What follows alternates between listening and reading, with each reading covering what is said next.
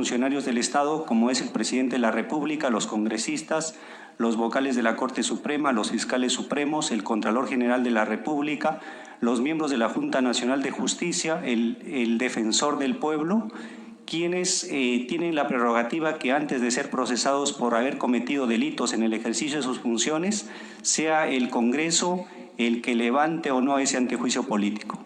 En el caso del juicio político, estos mismos funcionarios, estos mismos altos funcionarios que he mencionado, se les puede iniciar un proceso de juicio político cuando cometen una infracción a la Constitución política.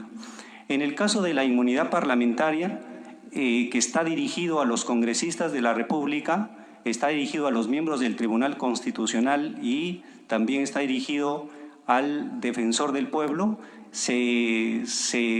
es cuando estos altos funcionarios cometen delitos comunes. Entonces, en la Constitución anterior era el Congreso, a solicitud de la Corte Suprema, el que levantaba la inmunidad parlamentaria o la inmunidad. En la actualidad, con la última reforma que este Congreso ha realizado, es la Corte Suprema la encargada de levantar esa inmunidad y autorizar su procesamiento. En el caso de otro tipo de privilegios como la inmunidad presidencial, de acuerdo al artículo 117, solamente el presidente de la República puede ser procesado por no convocar a elecciones parlamentarias, elecciones municipales o elecciones regionales, también cuando impide la reunión del Congreso o también cuando impide reunión del Jurado Nacional de Elecciones y cuando cierra el Congreso sin respetar lo estipulado en el artículo 134 de la Constitución Política del Perú. Sí, muchas gracias, doctor Hernández. Presidente Consubenia, una pregunta. Adelante. Doctor Hernández, no me queda duda de que usted tiene una importante trayectoria profesional, lo hemos revisado minuciosamente, los anteriores etapas de este proceso de elección. Y ante ello yo le pido que por favor pueda decirnos una propuesta que usted trae o quiera implementar de ser elegido como magistrado del Tribunal Constitucional para mejorar la función y el prestigio del Tribunal Constitucional. Muy amable, señor congresista.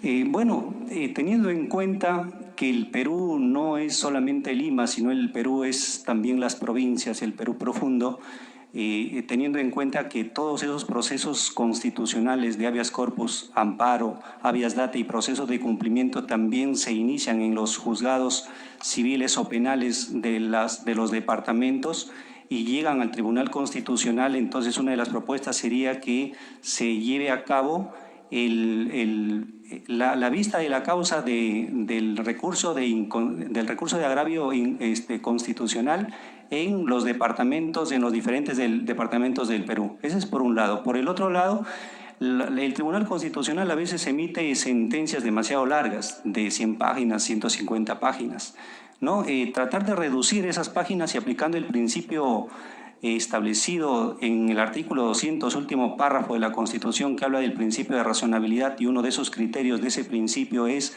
que las sentencias que emitan los órganos jurisdiccionales es que sean claras y que se emita en un lenguaje más sencillo para que los miembros de la comunidad puedan entenderlo también, ¿no?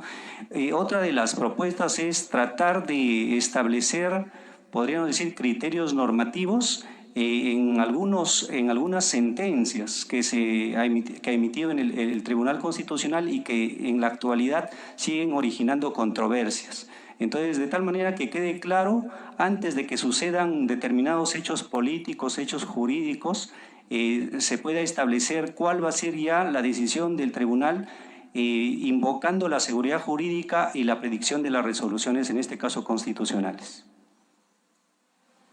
Muchas gracias, doctor. Muchas gracias, presidente. Sería todo de mi parte. Gracias, congresista Jim Mamani. Gracias, doctor Hernández. Es el turno del congresista Jorge Luis Pérez Flores, quien hace uso de la palabra y emite sus consultas, sus preguntas. Adelante, congresista. Muchas gracias, presidente. Por su intermedio, un saludo al doctor Freddy Hernández Rengifo.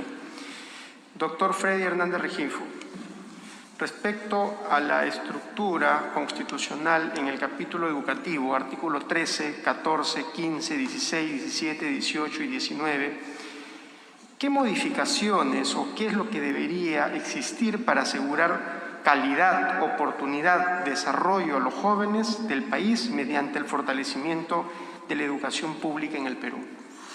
Bueno, importante destacar, aprovechando la pregunta, importante destacar la última reforma constitucional que este Congreso ha realizado respecto al incremento del 6% del PBI al sector educación. Con ese incremento va a permitir mejorar la educación pública tanto en el nivel inicial, primario, secundario, universitario y tecnológico. Teniendo en cuenta los artículos antes mencionados, me parece que la mejor forma de mejorar la educación es invirtiendo en infraestructura y también invirtiendo en la capacitación de los docentes. Y para eso se podría hacer una reforma en el sentido de que el Estado debe tomar una prioridad en la infraestructura, en los centros educativos a nivel nacional. Se debe apoyar en el sentido de que los sueldos de los profesores de primaria, secundaria, tecnológicos y universitarios también se puedan incrementar teniendo en cuenta la capacidad meritoria del docente, ¿no? Es decir, si investiga, tiene grados, si se capacita constantemente, si el desempeño de los estudiantes establecen que ese profesor es un excelente, entonces también se le tiene que retribuir. Y definitivamente, como la Constitución no es una norma, podríamos decir, reglamentaria, sino básicamente es una norma principista, entonces se tendrían que establecer parámetros generales que pueda regular esta mejora en la educación, tanto en infraestructura como en capacitación de los docentes. Perfecto. Muchas gracias, doctor Hernández. Respecto al trabajo de la SUNEDU, es preponderante y creo que todos estamos de acuerdo con respecto al tema de la calidad educativa. Sin embargo, hemos visto una actitud de parte de este órgano que de pronto debería haber de repente algún tipo de modificaciones. ¿Considera usted alguna acción específica que debería de trabajarse a nivel de SUNEDU para poder lograr la calidad educativa y no en desmedro de poder dejar a los estudiantes ahora sin universidad? Bueno, el rol de la SUNEDU para poder controlar la calidad mínima en la educación universitaria es un rol que preocupa al Estado y a la sociedad.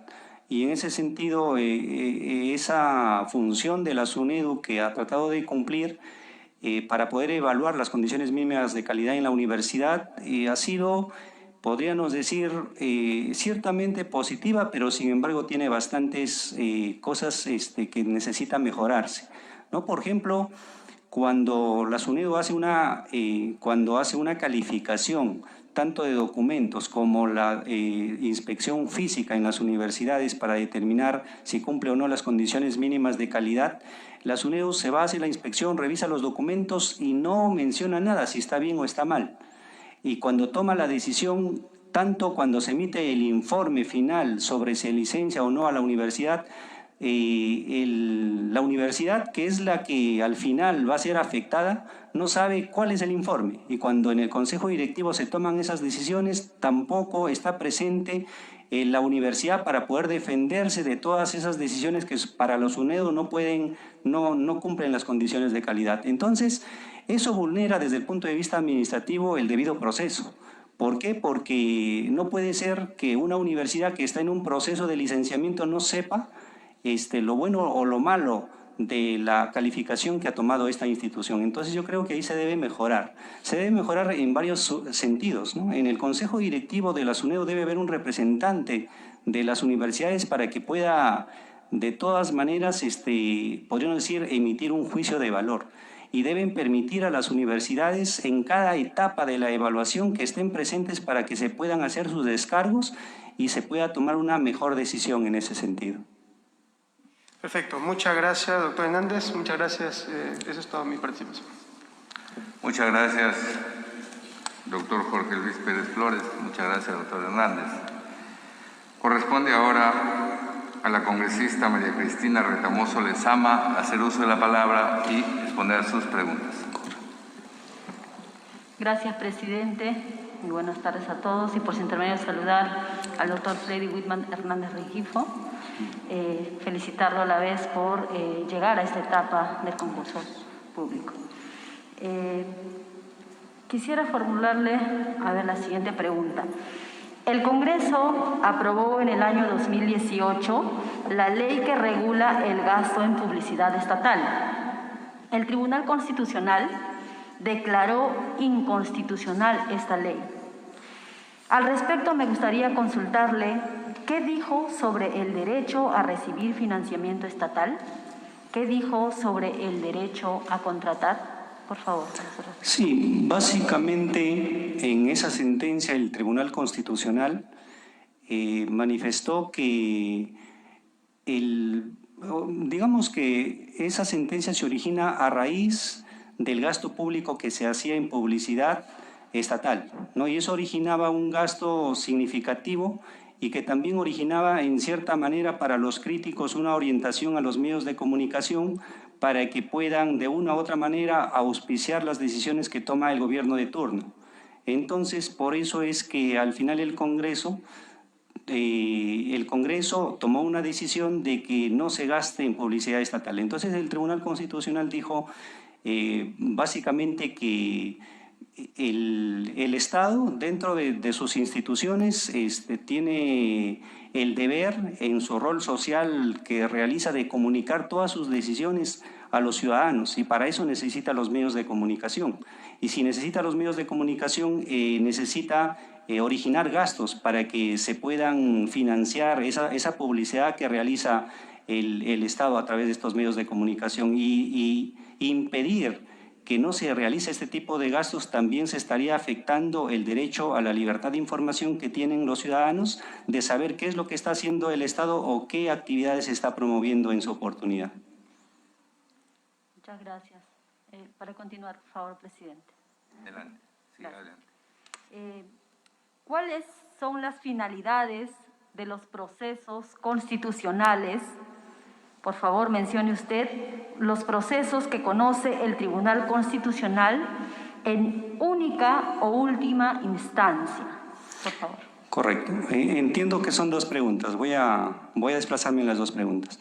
La primera es, de acuerdo al título preliminar del Código Procesal Constitucional, existen dos finalidades de los procesos constitucionales. La primera es la defensa de los derechos constitucionales, que procede a través del habeas corpus, el amparo, el habeas data y el proceso de cumplimiento. Y la otra finalidad es la defensa de la Constitución, que procede a través de los procesos de inconstitucionalidad y el proceso competencial. Entonces, la segunda pregunta se refiere básicamente a los procesos normativos, que es el proceso de inconstitucionalidad y el proceso competencial. Muchas gracias por su respuesta. Una pregunta final, por favor, presidente. Adelante. Gracias. En su concepto, ¿es la empresa pública siempre ineficiente y fuente de corrupción? Además, mencione usted algunas empresas públicas existentes. No, yo considero que las empresas públicas también son eficientes. Claro, no todas. En la época del 90, la mayor parte de empresas estaban quebradas y se acusó de que la empresa del Estado no funciona y se consideró de que eso era una mala idea. Pero considero de que sí, la empresa pública también puede ser eficiente. Por ejemplo, Petroperú fue una empresa que toda la vida ha dado, podríamos decir, utilidades al Estado, ¿no? Y no tenía ningún problema. Por ejemplo, la Telefónica, en la época antes que se privatice, también era una empresa que trataba de extenderse. Lo que pasa es que necesitaba tecnología y necesitaba capitales para que se pueda expandir, como después cuando se vendió se expandió. Entonces, las limitaciones que tiene el Estado básicamente son el aspecto de corrupción que tienen los funcionarios públicos, que no permiten que podríamos decir que esa empresa se convierta en eficiente, en primer lugar. En segundo lugar, se necesita que a esa empresa se haga una inversión y podríamos decir, se inyecte tecnología. Pero también hay que mencionar que las empresas, hay instituciones, dejo de lado un poquito las empresas para dar ejemplos de las instituciones, porque debido podríamos decir, al aspecto de subsidiariedad, está prohibido que el Estado en la actualidad pueda realizar actividad empresarial, y solamente lo hace cuando los privados no lo pueden hacer, ¿no? Como está prohibido, no hay entonces ejemplos que podamos dar en forma clara, ¿no? Sin embargo, podemos mencionar instituciones eficientes. Por ejemplo, tenemos instituciones eficientes como registros públicos, la SUNAT, como por ejemplo la Contraloría General de la República, ¿no? Instituciones que tienen otra tecnología y otro trato, ¿no? Tienen un trato diferente en el sistema remunerativo, por ejemplo, de su personal, seleccionan mediante concurso y muy riguroso a su personal, entonces se convierten en instituciones eficientes. Por lo tanto, sí se puede construir empresas del Estado eficientes. Muchas gracias por su respuesta. Gracias, presidente. Concluido. Gracias, congresista Retamoso. Gracias, doctor Hernández. Corresponde ahora el uso de la palabra a la congresista Tania Rodas para que haga sus preguntas. Gracias, señor presidente. Buenas tardes, doctor Freddy Wilman Hernández Rengifo. Con su venia paso a hacer mis respectivas preguntas, señor presidente. Doctor Hernández, uno de los aspectos más importantes para la creación y la innovación es el derecho de la propiedad intelectual. ¿Cómo evalúa usted el trato que le otorga la Constitución? ¿Y cuál es el rol de Indecopi? La propiedad intelectual, me dijo, ¿digo? Exactamente, Correcto, doctor correcto. Hernández. Muy bien. En estos últimos tiempos la propiedad intelectual podríamos decir, está mejor garantizada que antes, ¿no? Porque podríamos decir, en lo que es invenciones, en lo que es inventos, en lo que es construcciones de obras artísticas, jurídicas, literarias, existen mecanismos de evitar, por ejemplo, en las obras intelectuales, mecanismos de evitar el plagio, ¿no? De tal manera que uno de esos mecanismos es el Turnitin, y se puede detectar en tiempo real si ese trabajo intelectual es original o no. En el caso de las invenciones y cualquier tipo de creaciones o invenciones, se puede, el creador de esa invención lo inscribe su derecho en Indecopi, y a partir de ahí está protegido, de tal manera que cualquier otro ciudadano que quiera hacerse pasar como el autor de esa invención, entonces es castigado severamente, ¿no? Y eso lo protege la Constitución Política del Perú en el capítulo del derecho a la propiedad. Sí, adelante. Doctor Hernández, como usted sabe, en nuestro país se ha debatido mucho la figura constitucional de la incapacidad moral permanente como causal de vacancia presidencial. Sin adelantar opinión, ¿podría usted desarrollar los aspectos doctrinarios e históricos? Claro. En primer lugar, cuando hablamos de la incapacidad, nos remontamos a las constituciones anteriores que hemos tenido. La Constitución de 1928 no lo regulaba en forma expresa, pero sí mencionaba este tipo de incapacidad. Básicamente, las constituciones han regulado la incapacidad de la siguiente forma. Primero lo consideraban la incapacidad como un conflicto entre los poderes del Estado, entre el Poder Ejecutivo y el Poder Legislativo, y el Poder Legislativo consideraba de que ese gobernante no tenía capacidad para poder seguir ejerciendo la presidencia, y invocaba la incapacidad en términos generales. Después, más adelante, se invoca la incapacidad moral. Se invoca la incapacidad moral como una incapacidad que esa persona no tiene cualidades para gobernar. En la época del 90, esa incapacidad moral ya se da bajo otros supuestos, en este caso por considerar que el presidente de ese entonces, Alberto Fujimori, estaba acusado de actos de corrupción y por haberse ido del país y no haber regresado, entonces se le vacó por incapacidad moral. En el caso de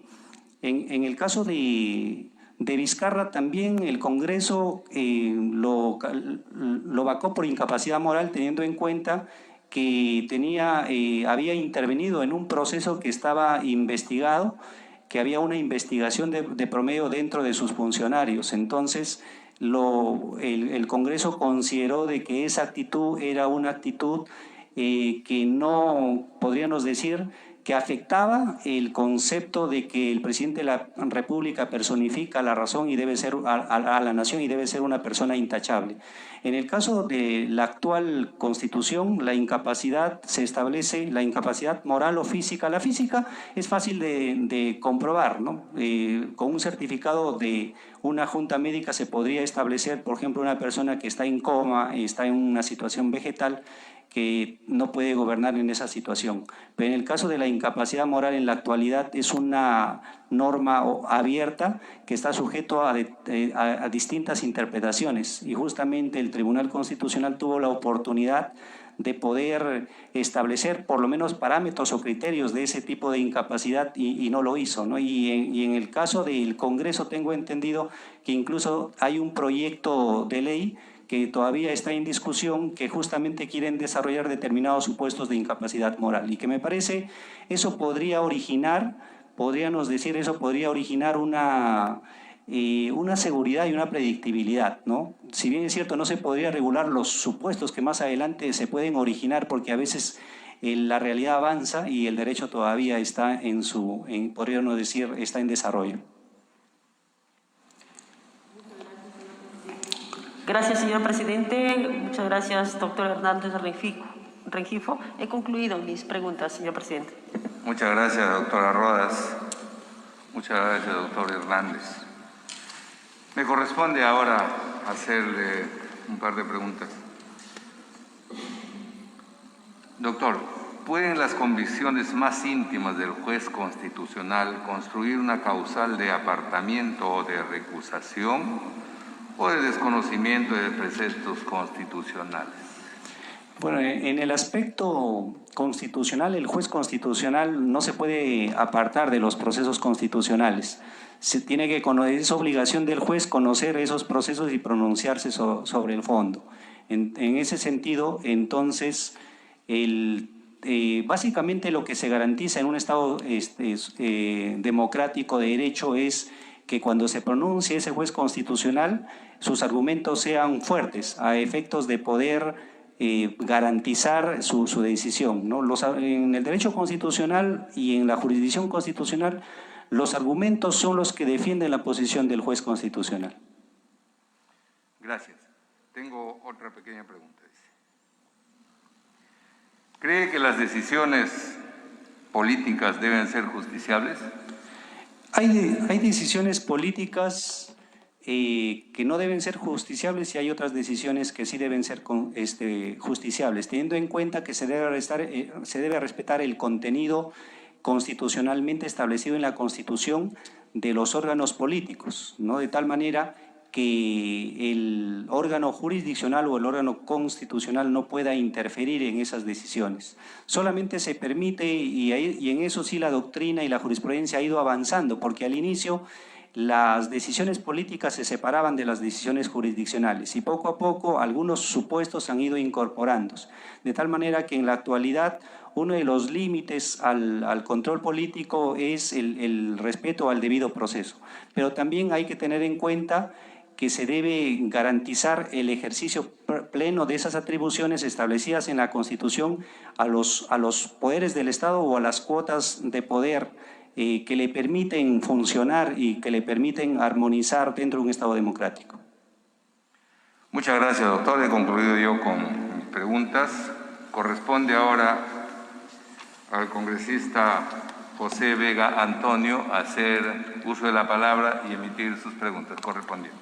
Sí, gracias, presidente. Sí, buenas tardes, doctor Freddy Hernández Rengifo. ¿Podría decirnos qué lo ha motivado o lo ha inspirado tener el deseo de participar en este concurso en la medida que se va a elegir a una institución tutelar importante que justamente defiende derechos fundamentales y la constitución de las leyes? Pero también tener en cuenta que los miembros integrantes que hoy están, aparte del mandato vencido, han sacado resoluciones muy controversiales, como el tema de Telefónica y otros. Entonces quisiéramos saber también su opinión al respecto. Sí, en Estados Unidos y en el sistema anglosajón, la máxima aspiración de un abogado es llegar a ser juez. En el caso del sistema eurocontinental en el cual nosotros nos encontramos, la máxima aspiración de un abogado especialista en Derecho Constitucional y un profesor universitario como soy yo, la máxima aspiración de un miembro de nosotros es llegar a ser miembro del Tribunal Constitucional.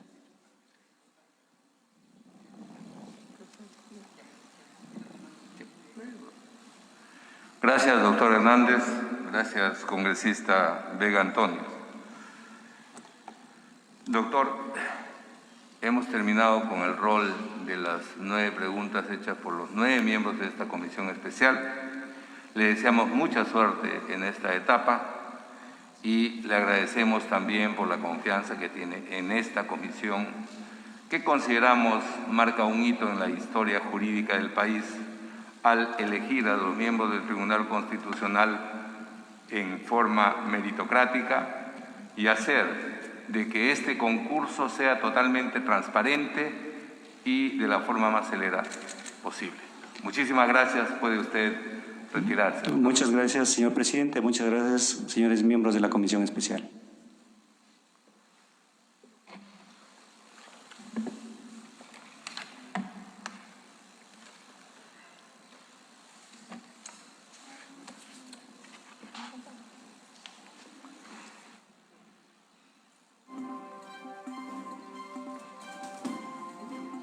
Con 32 de la tarde ha culminado entonces la presentación de el abogado Freddy Hernández Rengifo ante la Comisión Especial de Selección de Candidatos Aptos para la elección de magistrados del Tribunal Constitucional.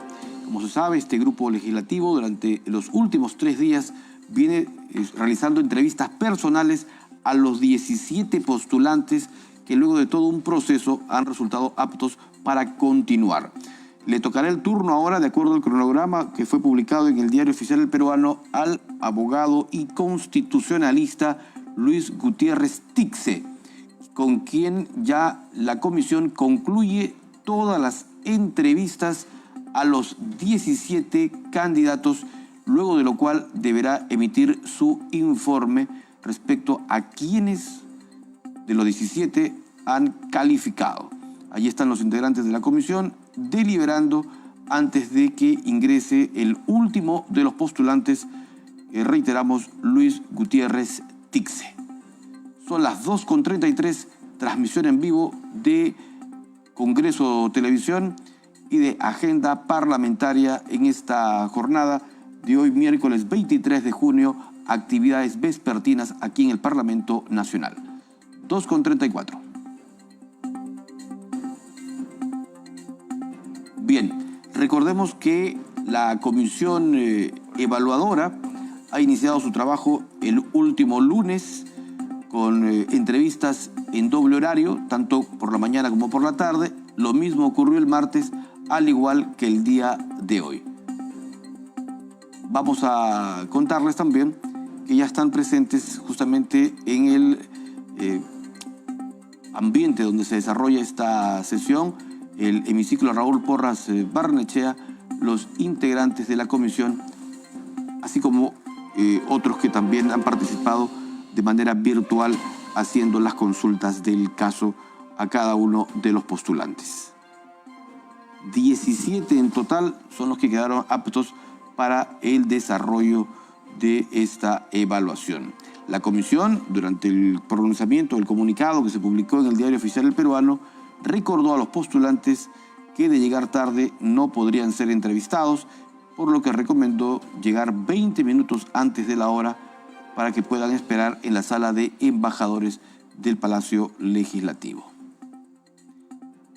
La Comisión Especial Parlamentaria, que selecciona a los aspirantes a ser parte del Tribunal Constitucional, concluye entonces de esta manera ya con esta última entrevista todo el periodo de entrevistas personales a los 17 candidatos aptos para continuar con este proceso, luego de lo cual emitirá, tras las deliberaciones y evaluaciones del caso, su informe respecto a quienes han superado ya este proceso o esta parte del proceso.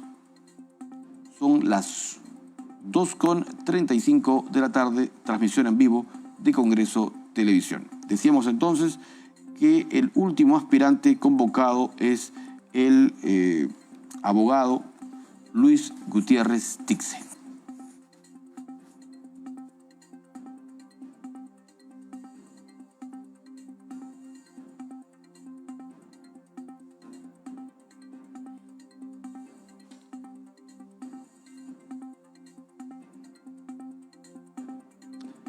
Con 36, hacemos un alto, vamos a una pausa y volvemos con la transmisión, como lo estamos haciendo durante estos 3 días, de la sesión extraordinaria virtual de la Comisión de Selección de Candidatos Aptos para la elección de magistrados del Tribunal Constitucional.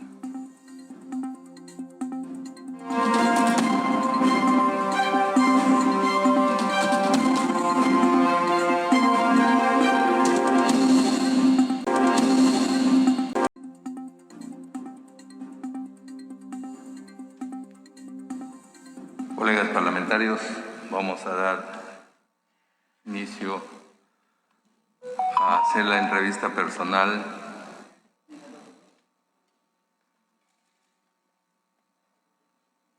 al doctor Luis Gustavo Gutiérrez Tixe, citado para esta hora.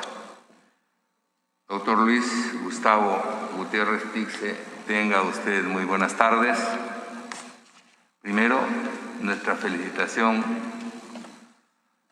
más sincera de todo este grupo de trabajo, este equipo de 9 congresistas que está en esta comisión especial, ¿no? Y también agradecerle la confianza que tiene este equipo de comisión especial, que ha hecho todo lo humanamente posible para que este proceso tenga la transparencia como sigue teniendo hasta este momento y la responsabilidad con la que hemos acogido este trabajo que nos encomienda la Constitución Política del país y nuestro Congreso. Tiene usted 1 minuto para su saludo y cualquier otra apreciación que quiera hacer. Muchísimas gracias, señor presidente de esta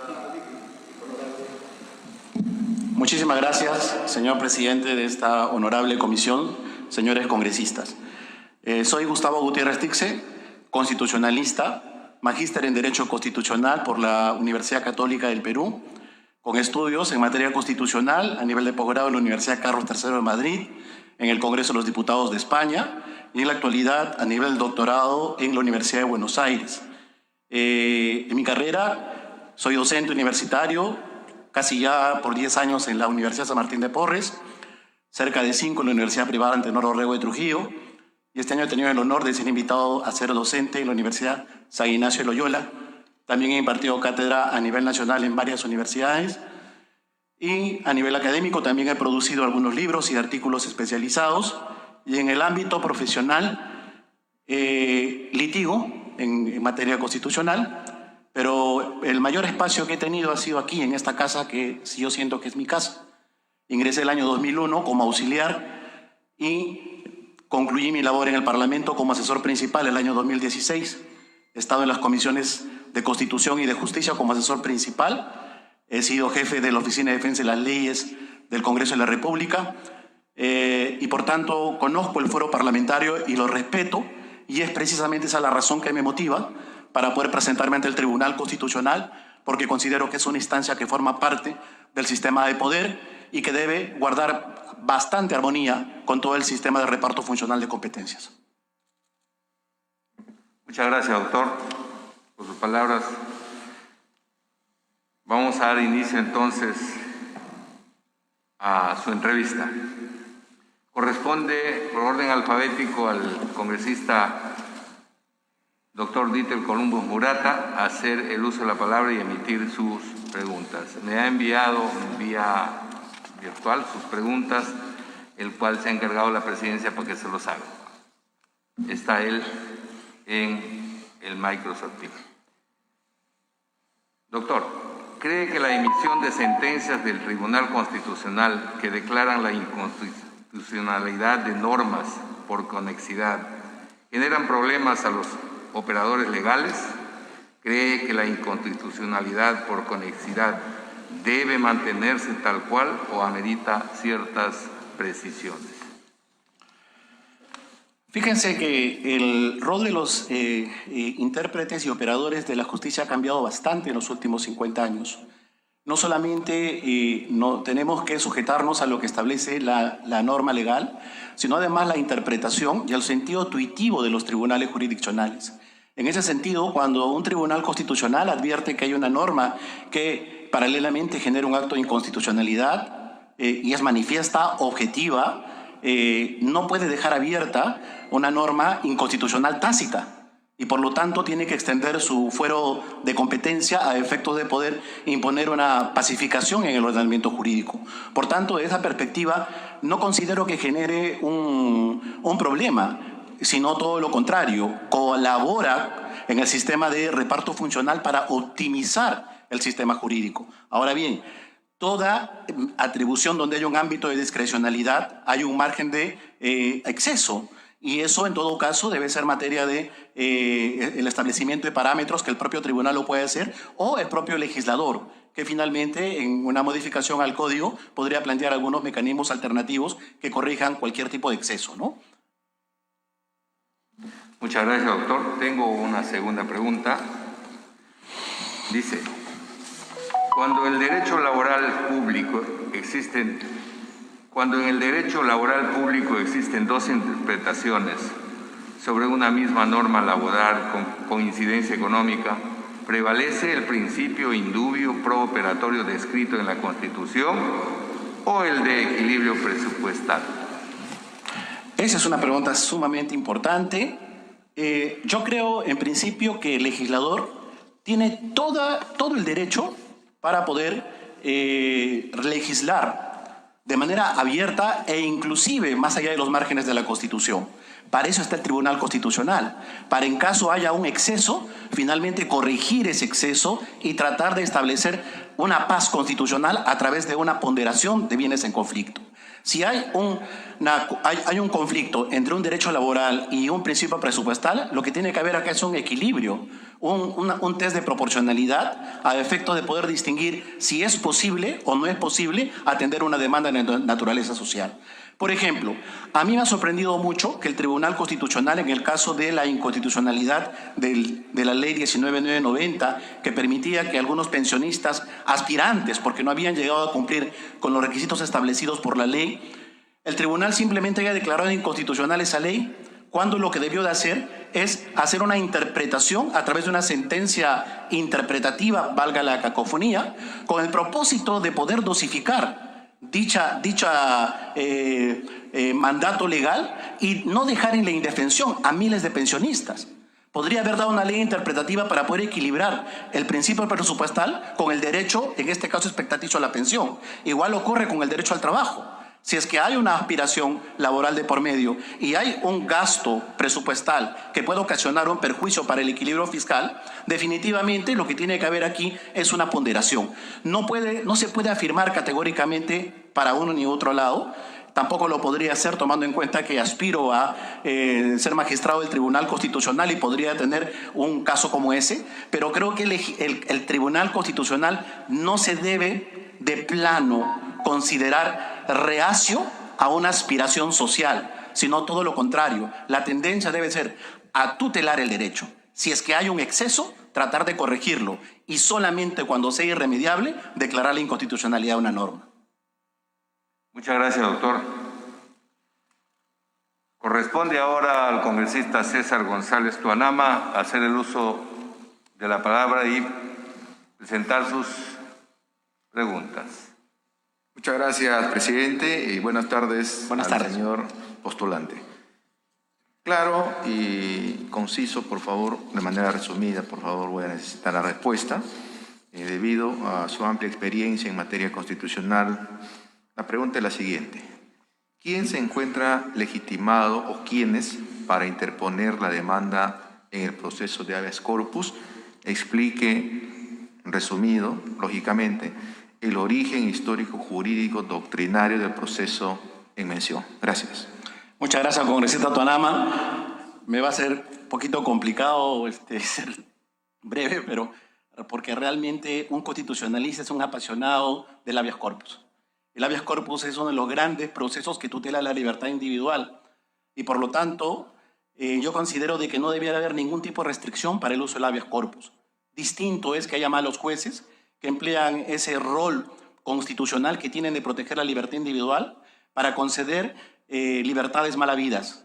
Pero eso no significa que se deba aminorar o mutilar un proceso tan relevante que germinó en el constitucionalismo medieval en Inglaterra y que ha pasado por el constitucionalismo democrático como un mecanismo para defensa frente a la arbitrariedad, frente al abuso de poder, frente al exceso de quien tiene el poder en sus manos y puede privar de la libertad a un ciudadano, un policía, un militar, una autoridad judicial.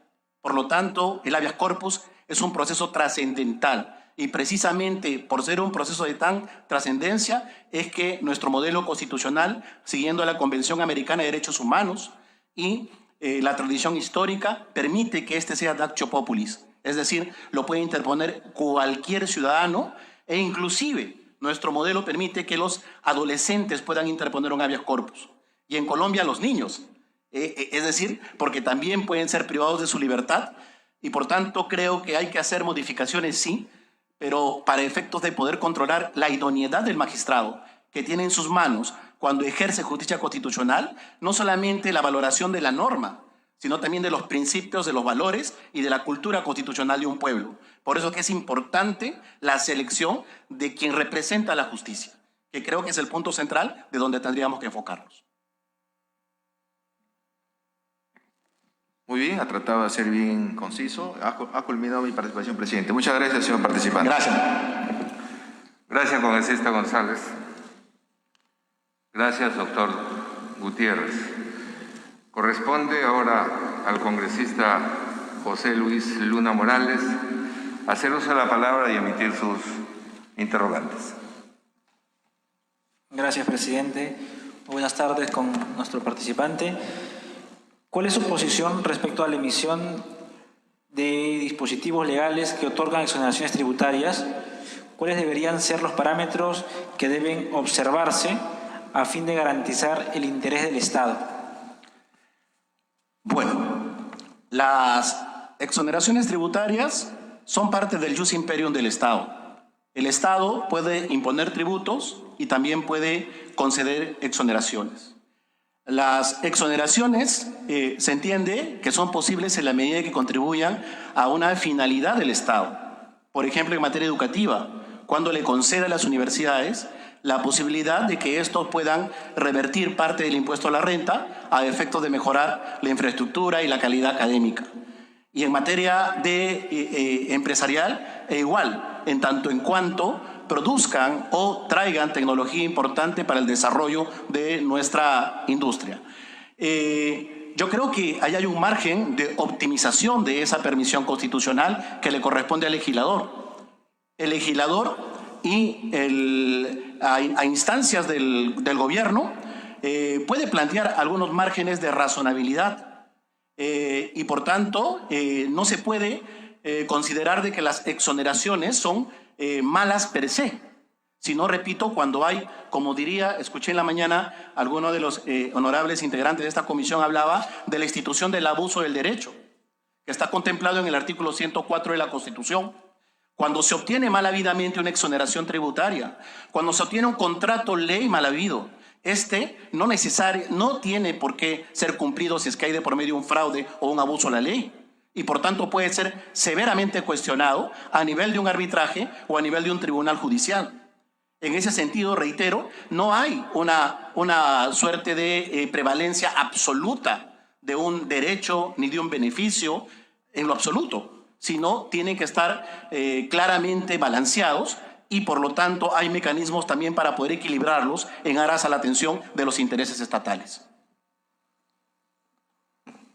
Presidente, He terminado mi participación. Muchas gracias, congresista Luna. Gracias, doctor Gutiérrez.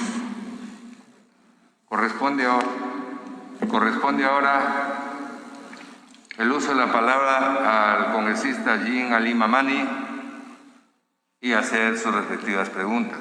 Adelante, congresista. Muchas gracias, señor presidente. Muy buenas tardes. Buenas tardes, congresista. Señor Gustavo Gutiérrez Tixe, candidato al Tribunal Constitucional, y felicitar que haya llegado a esta importante etapa también. Doctor Gutiérrez, mucho se ha hablado en estos últimos meses sobre la posibilidad de hacer una nueva constitución a través de una asamblea constituyente. Ahora, en cuanto al mecanismo para ello, existen diversas posiciones. En ese sentido, agradecería que nos pueda explicar y sobre todo argumentar cuál o cuáles son las vías constitucionales o legales para que se pueda generar una asamblea constituyente que reemplace la Constitución actual. Muchas gracias, congresista, por esa pregunta tan importante de coyuntura y me excuso si es que en algún momento no me pronuncio por el tema de fondo, tomando en cuenta que puede haber de por medio también una demanda al respecto, pero sí creo que conceptualmente, porque lo he escrito antes de postular a este concurso, en el sentido de que yo considero que en un Estado constitucional no hay poderes absolutos. Todos los poderes desde que surge la Constitución son constituidos, son limitados y cada uno tiene un reparto funcional de competencias. En ese cuadro de poderes constituidos hay dos que se constituyen en órganos de cierre: el poder que interpreta la Constitución y el poder que reforma la Constitución. El poder que interpreta la Constitución es el Tribunal Constitucional y el poder que reforma la Constitución es el Congreso de la República. Cuando ejercen ese rol son órganos de cierre y por tanto, a mi criterio, son irrevisables. En ese orden de ideas, cuando la Constitución asigna una función, esa función tiene que sujetarse por el procedimiento constitucionalmente establecido. Por tanto, la Constitución habilita claramente en el artículo 206 una fórmula para reformar la Constitución. Constitucionalmente, y lo tengo que decir abiertamente, como diría el diputado por Paita, don Miguel Grau Seminario, el único caudillo al que reconozco es a la Constitución. La Constitución no consagra una asamblea constituyente. Por lo tanto, si es que se quiere encaminar por esa vía, tendrá que haber una reforma constitucional de por medio. En tanto en cuanto lo que a un constitucionalista le corresponde defender, y más aún un magistrado del Tribunal Constitucional, que es un poder constituido, que está sujeto a lo que dice la Constitución, tiene que defender el imperio de la constitucionalidad. Por tanto, no desconozco esa viabilidad o esa posibilidad. De hecho, cuando se acortó el mandato presidencial de Valentín Paniagua, del presidente de Valentín Paniagua, como consecuencia de la sucesión presidencial, se acortó el mandato parlamentario. Pero para llevar a cabo eso, se hizo correctamente conforme a los parámetros constitucionales. Se reformó la Constitución, se incorporó una disposición final a la Constitución. Entonces, siempre la vía tiene que ser la Constitución, porque eso nos hace ciudadanos y nos hace garantes de un Estado constitucional. Muchas gracias por la respuesta. Presidente, con su venia, si podría hacer una pregunta más. Muchas gracias. No, congresista.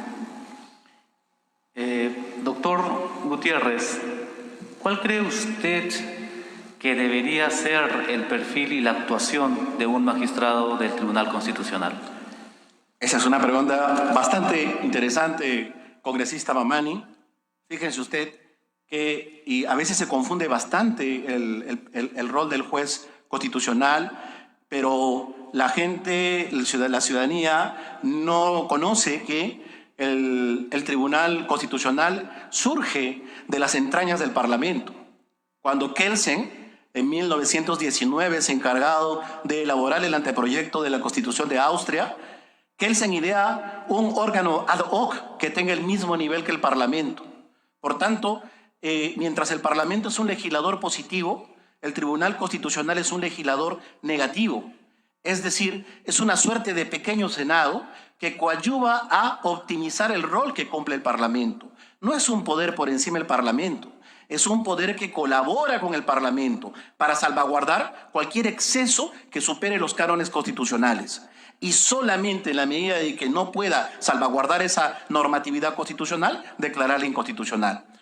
Eso por un lado. Por lo tanto, el juez constitucional no es un juez del Poder Judicial. No es un juez que está sujeto a un parámetro técnico únicamente, sino también tiene un alto nivel de valoración política. Por eso es que lo elige el Congreso. En razón, primero, de la legitimidad que necesita el juez para poder resolver controversias en las cuales se va a oponer al Parlamento, Poder Popular, al gobierno que ha sido elegido por la mayoría ciudadanas, y por lo tanto tiene que tener la legitimidad del caso para poder expresarse a través de sus sentencias.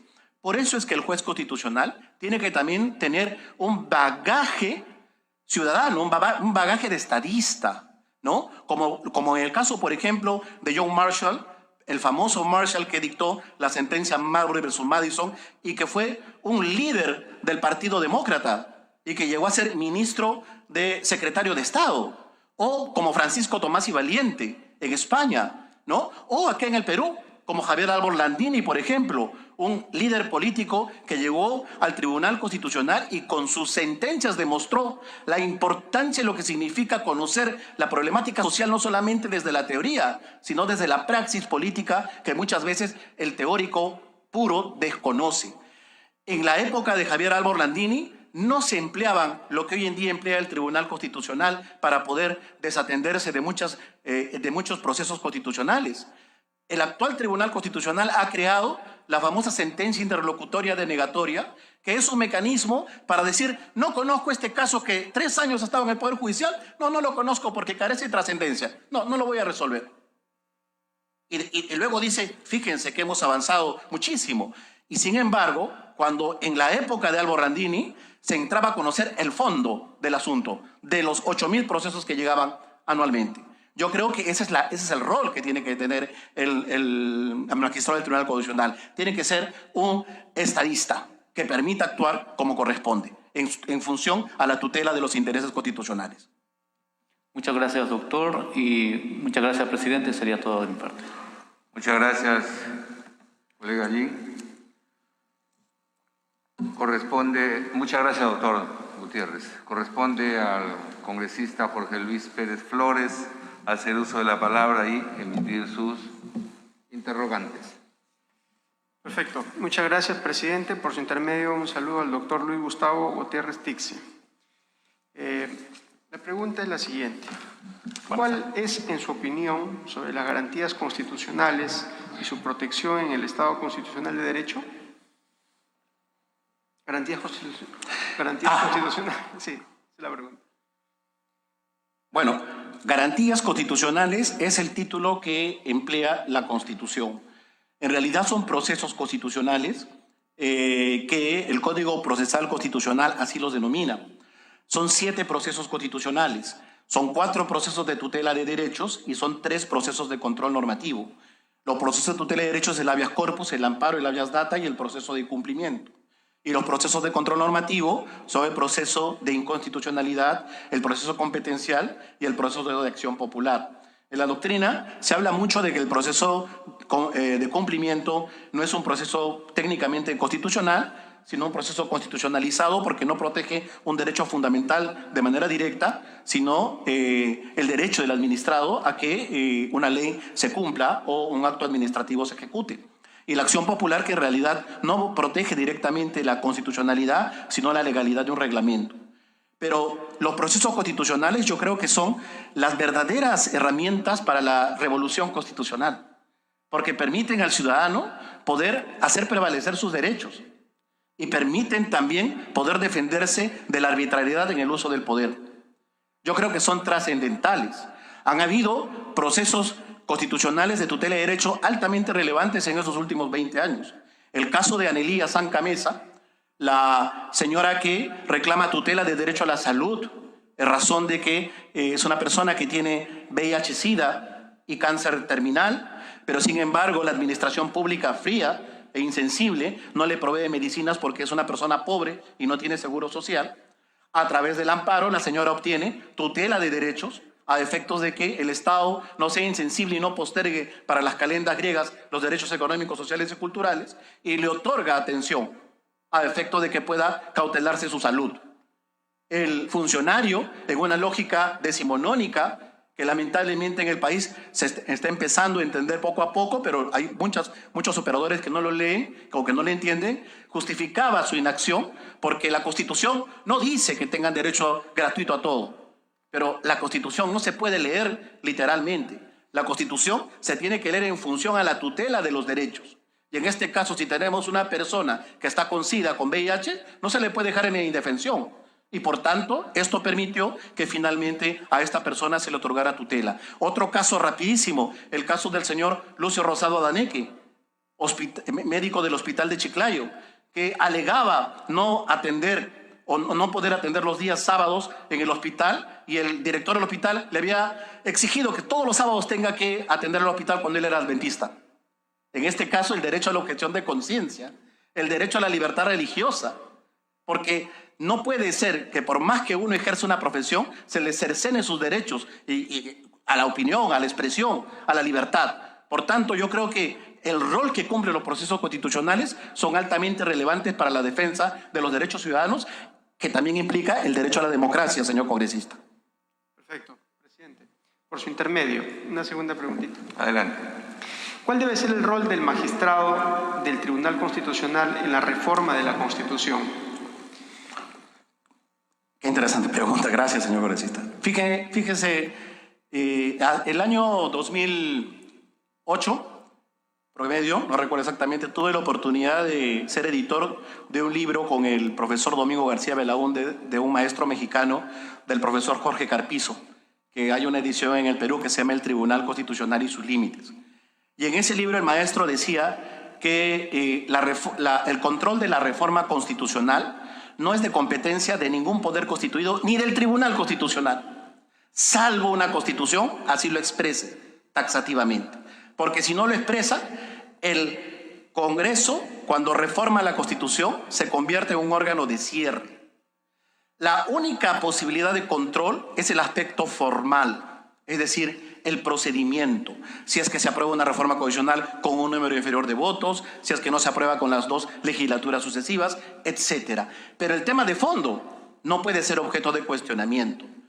Puedo discrepar de alguna disposición constitucional, pero siendo juez de la Constitución, yo no soy un creador, no soy un constituyente, soy un guardián de la Constitución.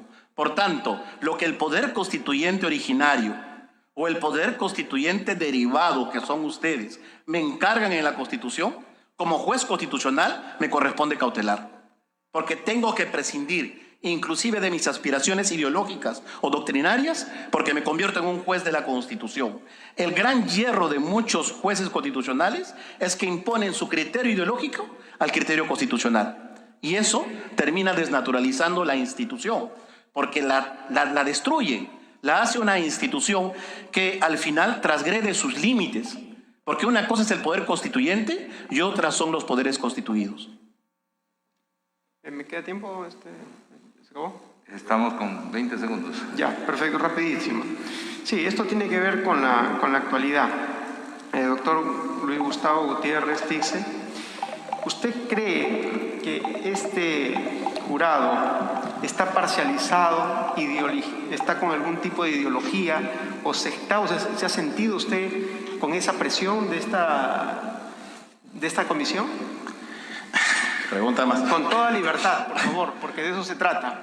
De que la población sepa de que esto realmente tiene esa posibilidad de ser libertad, con toda la libertad de expresarlo. Fíjese, congresista, que yo he discrepado de la calificación curricular democráticamente, pero me someto al criterio de la comisión. Yo más bien felicito el rol que viene cumpliendo esta comisión, porque es el que le corresponde.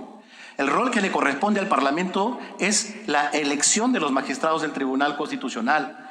Y cuando incumplen sus deberes es precisamente cuando se deslegitiman las instituciones. Es como si nosotros dijéramos que el gobierno ya no gobierne porque le faltan 20 días.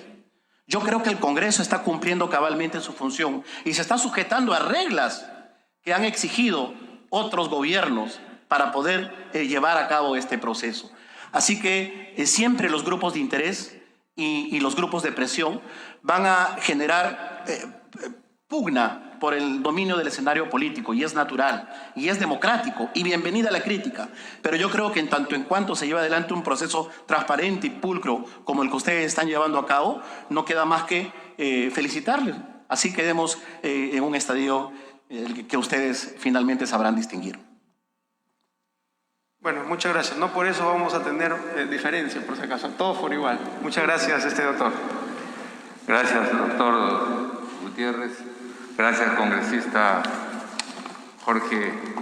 Lo digo por convicción, ¿no? Sí. Muy bien, muchas gracias, doctor.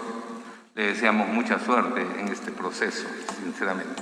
Corresponde ahora a la congresista María Cristina Retamoso Lezama hacer uso del micrófono para hacer sus preguntas correspondientes. Gracias, presidente. Por su intermedio, saludar al doctor Luis Gustavo Gutiérrez Tixe y también felicitarlo por llegar a esta etapa del concurso. Muchas gracias. Formulo la pregunta. El Tribunal Constitucional, en el caso Giuliana Yamoja, delimitó el derecho a la motivación de las resoluciones judiciales. Al respecto, el tribunal mencionó los supuestos en los que este derecho se vulneraba. Por ejemplo, uno de los supuestos mencionados por el tribunal es el caso de la motivación aparente. Por favor, mencione usted los supuestos desarrollados por el Tribunal Constitucional en los que se vulnera el derecho a la motivación de las resoluciones judiciales. Muchas gracias, señora congresista. En realidad es una sentencia bastante antigua.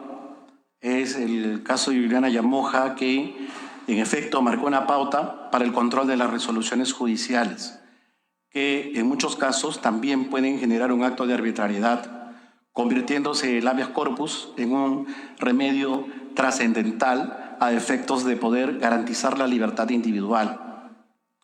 En este caso, el Tribunal Constitucional desarrolla en efecto el derecho a la debida motivación de las resoluciones judiciales, y entre ellos alegó que podían haber diferentes tipos de motivaciones que básicamente no podían superar un canon de razonabilidad, como por ejemplo cuando ésta sea aparente, como usted ha señalado, o inclusive también inexistente, ¿no? Cuando sea aparente, inexistente, o cuando sea básicamente superficial, es decir, no haya un pronunciamiento sobre el fondo del asunto, entre otras fórmulas que en realidad en este momento no recuerdo exactamente, pero sí señalar que hay diversas manifestaciones que son objeto de canon y de valoración. ¿Bajo qué estructura, en todo caso? En la medida que la resolución judicial que alega una condena y una privación de la libertad individual no esté sujeto a una estructura lógica que permita realmente generar certeza en la asignación de una pena. En el caso de Giuliana Yamoja se le impuso una condena de 25 años de prisión, básicamente haciendo una motivación aparente en tanto en cuanto se le cuestionaba o se le condenaba por haber ella sido la que había infligido más puñaladas a su madre. Sin embargo, eso para el tribunal no era todo. ¿Por qué? Porque se tenían que valorar otros hechos. Si, por ejemplo, esas apuñaladas le tenían un ánimo de letalidad, es decir, se iban a matar o a defenderse. Por lo tanto, el tribunal consideró que aquí no había una adecuada motivación y lo que hizo fue declarar fundada la demanda y ordenó que el Poder Judicial emita un nuevo fallo que finalmente lo dio y le redujo la pena a 12 años de prisión. Esta sentencia ha marcado un importante precedente porque a partir de entonces se exige a los jueces que tengan un canon básico de argumentación, porque muchas veces uno de los problemas con los que nos sujetamos los justiciables es contra las sentencias, estas sentencias plantilla. a través del cual básicamente resuelven casos. Por lo tanto, la motivación se convierte en un derecho garantía sumamente relevante de la función jurisdiccional. Gracias. Por favor, presidente, para continuar. Gracias. Tiene 2 minutos. Bien. El Tribunal Constitucional, en la sentencia conocida como la hoja de coca, demanda de inconstitucionalidad interpuesta por el presidente de la República ante unas ordenanzas del gobierno de Cusco y Huánuco, hace un desarrollo del artículo 190 de la Constitución. Al respecto, desarrolla 2 principios fundamentales de la descentralización: el principio de taxatividad y el principio de residualidad de las competencias. Por favor, desarrolle usted los 2 principios. También es una sentencia bastante antigua, me parece que es en el año 2000, cuando el presidente del Consejo de Ministros era el señor Carlos Ferrero Costa, y es un litigio porque el gobierno regional del Cusco declaró la liberalización de la hoja de coca, acto que fue seguido por Huánuco, por el gobierno regional de Huánuco y si mal no recuerdo, de Puno también. Entonces se discutió la asignación taxativa de competencias del gobierno central y de los gobiernos subnacionales, en este caso las regiones, ¿no? A quién le correspondía la política del uso y del consumo de coca. Si le correspondía la regulación al gobierno central o al gobierno regional. Finalmente el tribunal en esta sentencia lo que señala es que le corresponde al gobierno central y por lo tanto la asignación de funciones de gobierno que tienen las regiones son taxativas y tienen que estar establecidas literalmente en sus respectivas leyes orgánicas. En este caso, la ley orgánica de los gobiernos regionales. Por lo tanto, la competencia de la hoja de coca es una competencia nacional y le corresponde al gobierno central. Gracias. Presidente, una pregunta final, por favor. Sí, adelante. Gracias. ¿Qué competencias exclusivas tiene el Poder Ejecutivo según la ley orgánica del Poder Ejecutivo? ¿Qué competencias compartidas tiene con los gobiernos regionales? Por favor, dígame algunas o las principales que se le vienen a la mente en este momento. Gracias. Muchas gracias. Este también es un tema bastante interesante y que da lugar a que el proceso competencial sea una herramienta cuando hay una pugna entre niveles de competencia que pudieran haber de manera horizontal o de manera horizontal o de manera vertical entre los poderes públicos, ¿no? Y puede dar lugar también a ese debate sobre si a quién le corresponde la competencia para la elección de los magistrados del Tribunal Constitucional, si al gobierno central o al Parlamento. Igual hay casos en los cuales se discute si una competencia le puede ser asignada al gobierno central o a los gobiernos regionales o locales. Por ejemplo, las tarjetas de circulación de transporte público a nivel interprovincial, ¿a quién le corresponde? Si a las provincias o en el caso de ciudades grandes, como por ejemplo Lima, la Municipalidad Provincial Metropolitana de Lima o al Ministerio de Transportes, ¿no? Las competencias del gobierno central son bastante amplias, ¿no? ¿Por qué? Porque somos un modelo de Estado unitario descentralizado, no somos un modelo federal y en realidad nuestro proceso de regionalización está en tránsito. Por lo tanto, la asignación de competencias que tienen las regiones y los municipios tiene que estar taxativamente definidas en sus leyes orgánicas. El resto de competencias son del gobierno central. Distinto es en el modelo federal, ¿no? En el modelo federal, en cambio, es en la Constitución Federal donde se asignan las competencias taxativas del gobierno federal y cada estado tiene sus competencias en amplio. En el modelo unitario es distinto, ¿no? En materia de política económica, por ejemplo. En materia de política económica, el titular es el gobierno central. No puede endeudarse sin el consentimiento del gobierno central ninguna región. Tiene que haber un aval regional para que éste pueda endeudarse. Hay materias compartidas en aras de la descentralización, por ejemplo, la educación o la salud, que las regiones tienen direcciones competentes a efectos de poder implementar esas políticas públicas, ¿no? Muchas gracias por su respuesta. Gracias, presidente. Gracias, colega congresista Retamoso. Gracias, doctor Gutiérrez. Corresponde ahora a la congresista Tania Rodas Malca hacer uso de la palabra y exponer sus preguntas. Gracias, señor presidente. Buenas tardes, doctor Gutiérrez Tixe. Con su permiso, presidente, voy a pasar a hacer mis preguntas. Adelante. Doctor Gutiérrez Tixe, el indulto es una atribución del presidente de la República. ¿Podría usted señalar la doctrina de esta figura constitucional en el Perú y en el derecho comparado? ¿Podría poner algunos ejemplos en cada tipo de indulto y cuáles son los límites del indulto y cómo se controla? Muchas gracias, congresista Tania Rodas. El indulto es una prerrogativa presidencial, es una prerrogativa de la autoridad que se pierde en la larga data de la historia en la humanidad, ¿no? Ese famoso evento en el cual Poncio Pilatos finalmente ofrece al pueblo el perdón al delincuente o a Cristo, y el pueblo respalda al delincuente, es prácticamente un antecedente en esta figura que poco a poco ha ido evolucionando con el paso del tiempo, ¿no?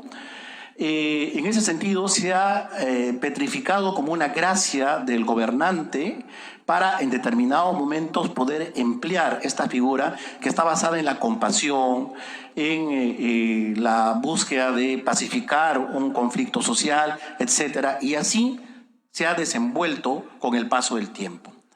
Sin embargo, ya en el constitucionalismo moderno se entiende que estas gracias presidenciales o inclusive parlamentarios o cualquier tipo de gracia no puede entenderse como un privilegio, sino tienen que tener determinados márgenes de razonabilidad y de justificación. Por tanto, se entiende que en la doctrina hay el indulto político o el indulto humanitario, y ambos son perfectamente válidos, pero tienen que sujetarse de cualquier forma a una debida argumentación o una debida motivación, ¿no? En el caso del indulto político, por ejemplo, sigue siendo una figura del presidente de la República, pero la tiene que dar en determinadas circunstancias, ¿no? Por ejemplo, qué sé yo, han habido casos de líderes de los Tupamaros, por ejemplo, en Uruguay, que han sido indultados a efectos de poder pacificar el país, en un momento de pacificación. Se ha intentado algo en Colombia con los miembros de la FARC. En España, después del franquismo, también hubo un periodo de compromiso para no persecución de los adversarios políticos, etc. En consecuencia, hay momentos en los cuales puede utilizarse esta herramienta, repito, que al final debe ser empleada de manera objetiva y no sujeta a ningún tipo de fraude, porque el asunto va cuando hay de por medio algún acto fraudulento o un engaño, ¿no? Y por otro lado, el indulto humanitario, que se entiende que es una suerte de perdón por el tema de la salud, ¿no? Cuando una persona tiene alguna enfermedad crónica o está en una situación de convalecencia permanente o por la edad, y por tanto también se establece este mecanismo como una facultad constitucional. Debe quedar claro en el tema del indulto que esta figura no corta un proceso, porque para que se aplique el indulto se requiere un condenado. Es decir, se requiere un sentenciado.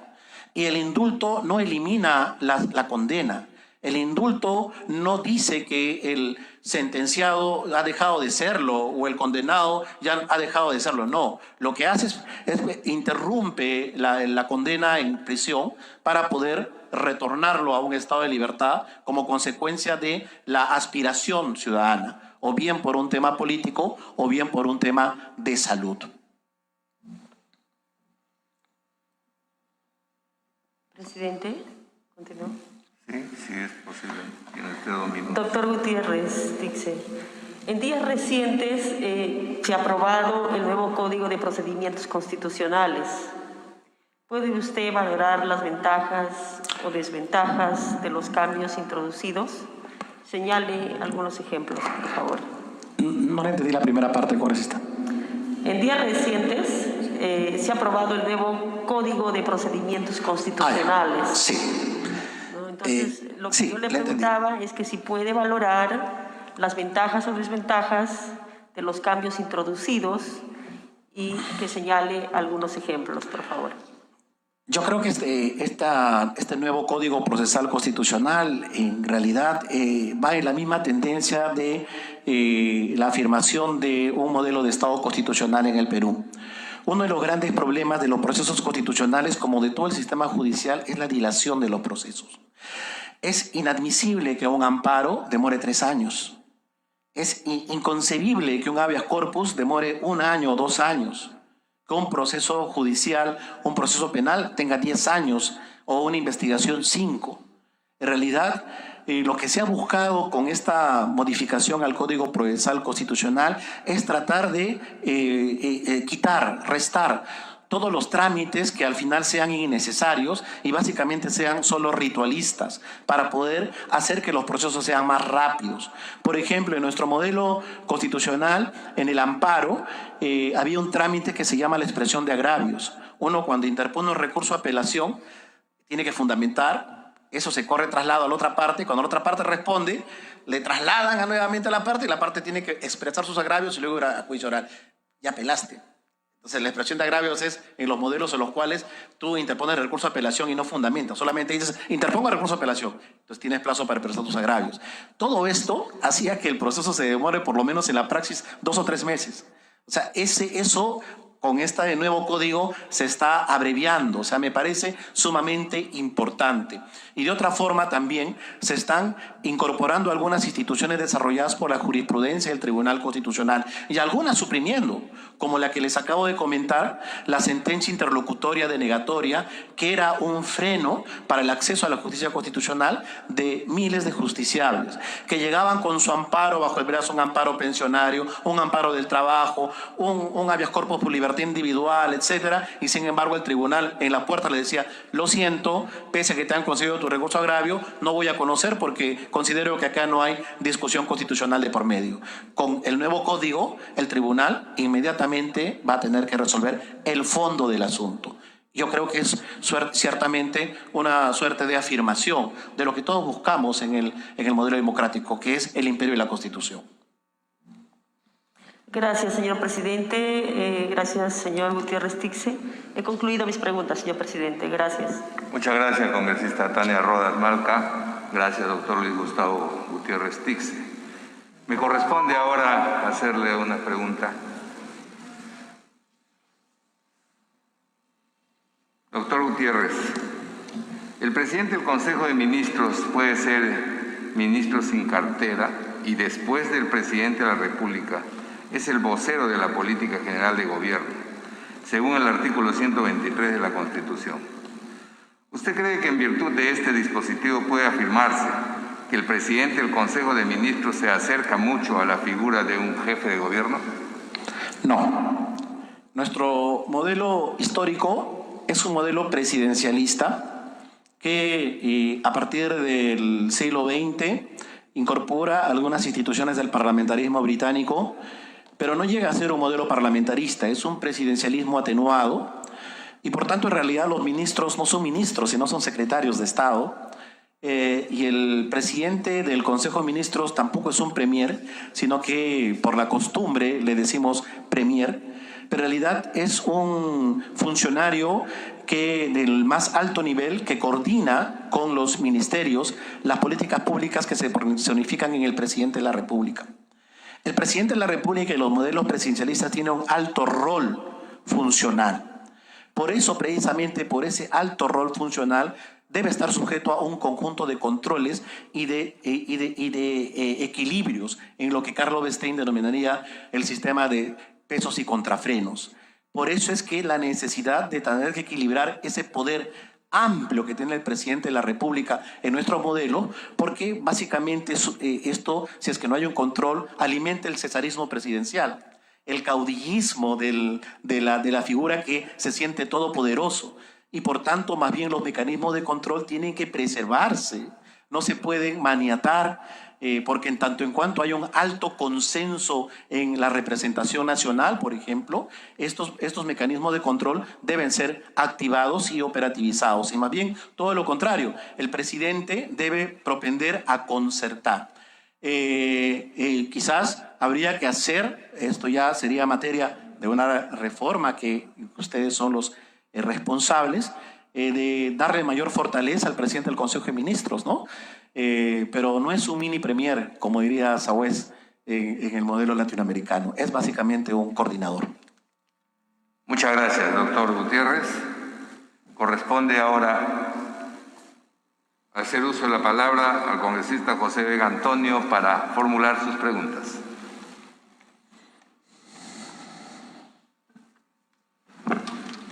Gracias, presidente. Bienvenido, doctor Luis Gustavo Gutiérrez Tixe. En los momentos que vive nuestro país, por lo menos 3 décadas, tenemos un grave problema que es el fenómeno de la corrupción, que está ligado a los presidentes de la República fundamentalmente. La Constitución establece, entre una de sus causales, la incapacidad moral permanente, que es causal de vacancia. ¿Cuál es su posición jurídica, constitucional, como un estudioso de la Constitución? Muchas gracias, congresista Vega. En realidad, la corrupción es un mal endémico de la República. El mismo Simón Bolívar, ni bien pisó el Perú, dictó un decreto estableciendo la pena de muerte para los empleados corruptos. Y a lo largo de la historia de la República no hemos cesado en fenómenos realmente graves, como por ejemplo con la firma del contrato de Dreyfus bajo el Ministerio de Economía del Nicolás de Piérola, que luego sería ministro, paradojas de la historia, y que fue un contrato oprobioso, fue el Odebrecht del siglo XIX. Y en la guerra con Chile, que la perdimos también por los niveles de corrupción, antes por la incapacidad de nuestros compatriotas. Así que la corrupción es un mal crónico. En realidad, la figura presidencial, como les dije, por la falta de mayores mecanismos, lo que se genera es el caudillaje. Y esto ha propiciado sendos golpes de Estado a lo largo de la historia de la República. Como decía Manuel Vicente Villarán, el Perú se la ha pasado haciendo y deshaciendo constituciones, una cada 15 años, fruto de los golpes de Estado.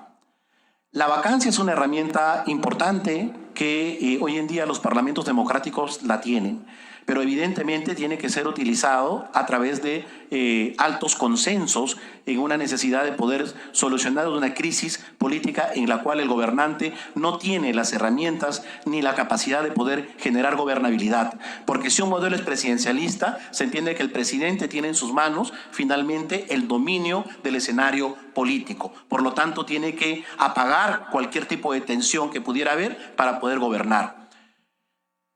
La incapacidad moral, yo sí creo que es una institución plenamente válida, en la medida que la moralidad pública también existe, y la moralidad pública no puede ser definida petrificadamente porque puede variar de tiempo en tiempo.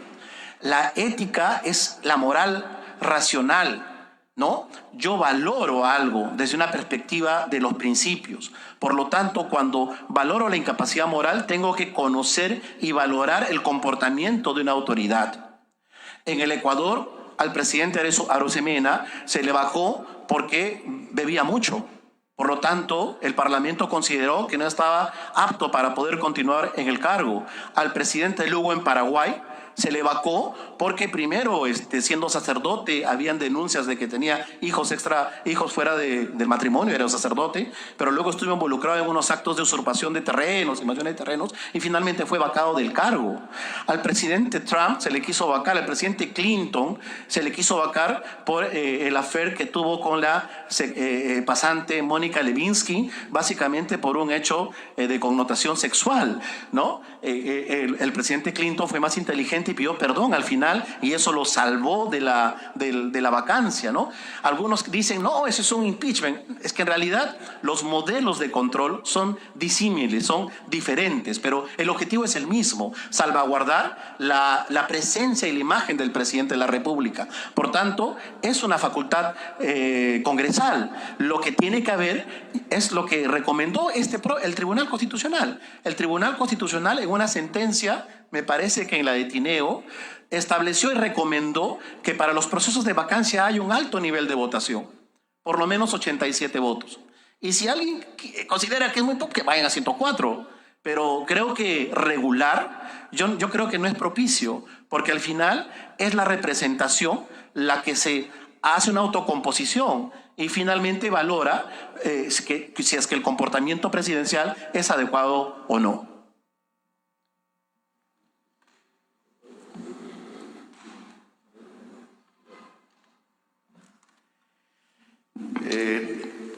Hoy día también este fenómeno mismo de la corrupción ha generado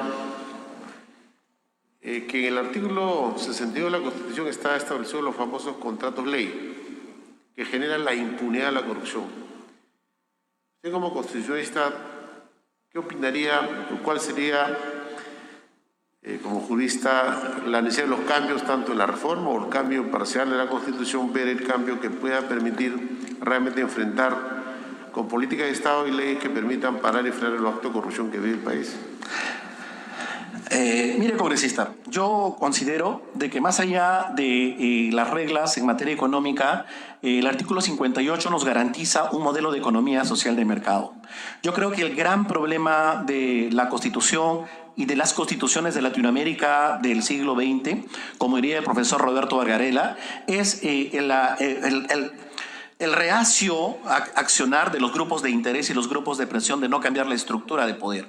Tenemos un sistema de poder anacrónico, donde el gobierno funciona mal, donde el sistema judicial se demora larguísimo en resolver los conflictos, donde el propio sistema legislativo carece de la fortaleza necesaria para poder preservar la defensa de la ley y del control político, los órganos constitucionales, es decir, la estructura de poder requiere una modificación para poder optimizar y que las máquinas, como dice Gargarella, que son los poderes del Estado, funcionen adecuadamente. Necesitamos reformar el aparato de poder.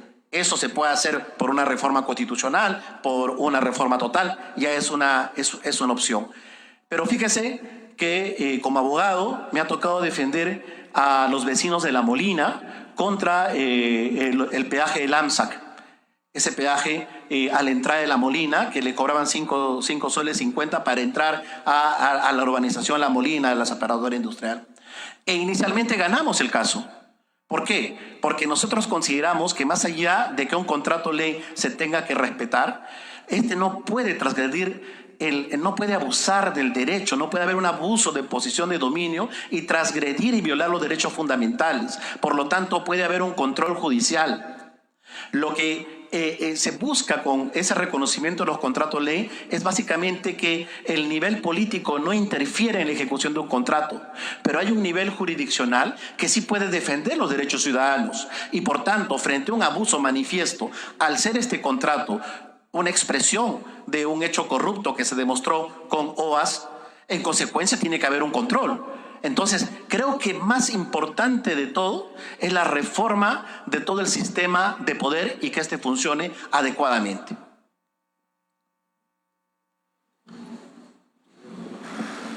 Muchas gracias, doctor Luis Gustavo Gutiérrez Tixe. Le deseamos mucha suerte en esta etapa también. Y agradecerle de verdad por haber estado en este rol de 9 interrogatorios, ¿no? Y bueno, ha terminado esta labor en este momento. Le deseamos, como vuelvo a repetir, mucha suerte y le invito a retirarse. Si me permite 20 segundos. Sí, cómo no. En realidad quisiera expresar, quizás por las cosas del azar que me ha tocado ser el último participante, también expresar primero un agradecimiento a todos ustedes por este esfuerzo democrático, pero también expresar mi respaldo a todos mis colegas y a quien habla, porque soportamos gratuitamente una crítica indebida. Nosotros nos hemos sujetado a todas las reglas que la ley, el reglamento y esta comisión han impuesto. Y hemos cumplido escrupulosamente sacando fotocopias, presentando los papeles, etc.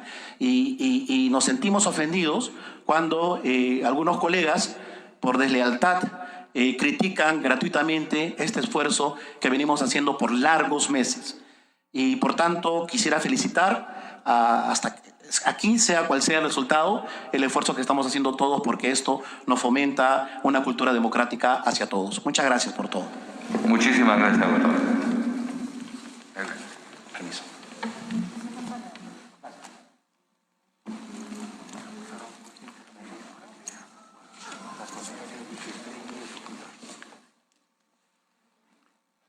La presidencia de esta comisión especial anuncia que han finalizado las entrevistas personales y solicita a los congresistas que entreguen su calificación del día de hoy para iniciar a hacer los cuadros de resumen de valoración a cada uno de los participantes y tener el mismo día de hoy los porcentajes tanto en la primera y segunda etapa de calificación.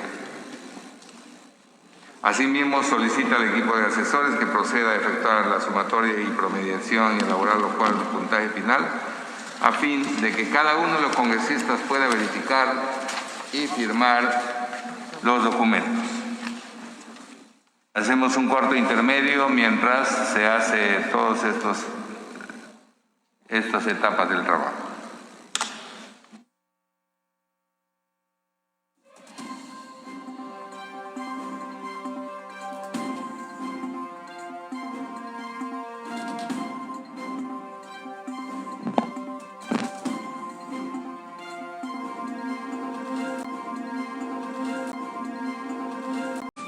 En punto de la noche, vamos de inmediato con transmisión en vivo. Sesiona la comisión especial encargada de seleccionar a los candidatos aptos para la elección de magistrados del Tribunal Constitucional. Puntaje final, respetando el orden en que se han presentado. El primer postulante, Luis Alberto Carrasco García, ha obtenido de puntaje final en la entrevista personal 14.44. El segundo entrevistado, señor Carlos Guillermo Hackanson Nieto, ha obtenido un puntaje final de 20.22. El tercer entrevistado, el señor Fernando Alberto Calle Hayen, ha obtenido un puntaje de 19.78. El cuarto entrevistado, el señor Vicente Rodolfo Walde Jauregui, ha obtenido un puntaje de 17.44. El quinto postulante, señor Aarón Ollarse Uceli, ha obtenido un puntaje de 17.67. El sexto postulante entrevistado, el señor Oscar Renato Ramón Díaz González, ha obtenido un puntaje de 18.67. El séptimo postulante, señor José Francisco Gálvez Montero, ha obtenido un puntaje de 15.22. El octavo postulante entrevistado, señor David Moisés Velasco Pérez Velasco, ha obtenido un puntaje de 21.00. El noveno postulante entrevistado, Jorge Luis Rioja Vallejos, ha obtenido un puntaje de 19.22. El décimo o la décima postulante entrevistada, Esperanza Jovita Díaz Silva, ha obtenido un puntaje de 12.78. El onceavo postulante entrevistado, Francisco Humberto Morales Sarabia, ha obtenido un puntaje de 23.44. El doceavo postulante entrevistado, señor Miguel Cristian Torres Méndez, ha obtenido un puntaje de 16.00. La treceava postulante entrevistada, señora María El Pilar Dolores Tello Leiva, ha obtenido un puntaje de 22.67. El catorceavo postulante entrevistado, Jacinto Julio Rodríguez Mendoza, ha obtenido un puntaje de 17.67. El quinceavo postulante entrevistado, señor Elder Domínguez Aro, ha obtenido un puntaje de 20.89. Decimosexto postulante entrevistado, señor Freddy Whitmar Hernández Rengifo, ha obtenido un puntaje de 20.11. Y el decimoséptimo postulante y último entrevistado, señor Luis Gustavo Gutiérrez Tixe, ha obtenido un puntaje final de la entrevista personal de 20.00. El primer cuadro leído es el de los puntajes finales por entrevista personal. A continuación, señor presidente, vamos a leer el cuadro del puntaje total acumulado y orden de mérito.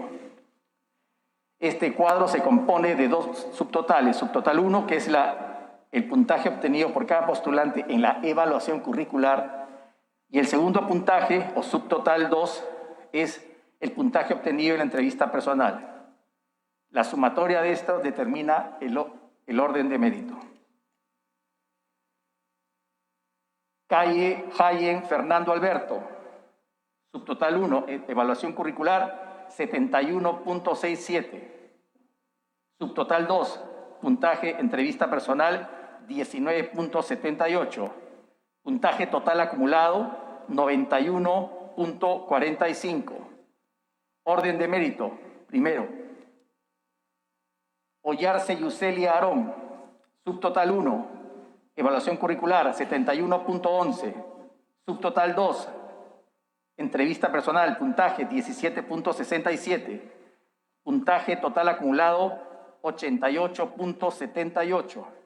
Orden de mérito, segundo. Hackanson Nieto Carlos Guillermo, evaluación curricular, puntaje 67.00. Entrevista personal, puntaje 20.22. Puntaje total acumulado 87.22. Orden de mérito, tercero. Hernández Rengifo Freddy Whitmar, evaluación curricular, puntaje 66.44. Entrevista personal, puntaje 20.11. Puntaje total acumulado 86.55. Orden de mérito, cuarto. Morales Sarabia Francisco Humberto, evaluación curricular 67.22. Entrevista personal, puntaje 23.44. Puntaje total acumulado 86.21. Orden de mérito, quinto. Domínguez Aro Elder, evaluación curricular, puntaje 661.33. Entrevista personal, puntaje 20.89. Puntaje total acumulado 82.22. Orden de mérito, sexto.